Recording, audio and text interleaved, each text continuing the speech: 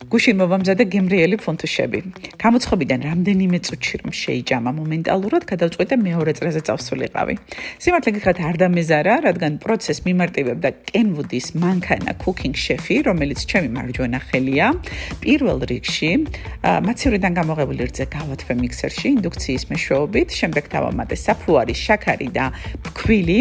ძირითადი ოდენობიდან მოვზილე და დავტოვე 10 წუთის განმავლობაში. 10 წუთში საფუარი გააქტიურდა და გაორმაგდა ზომაში.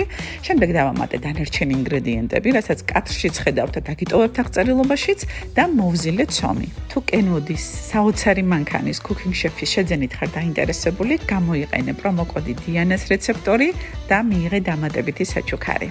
ცომი მოზილის შემდეგ დავტოვე ინდუქციურ ფუნქციაზე 35 გრადუსზე, ამოფუების შემდეგ კი გავყავი 6 ტოლ-ნაწილად, გადავიტანე საცხობ ფორმაში, გადავუსვი კვერცხის გულისა და რძის ნაზავი და გახურა ბულღუმელში 180 გრადუსზე, ზედა ქვედა წვაზე 9 საათით ვაცხვე.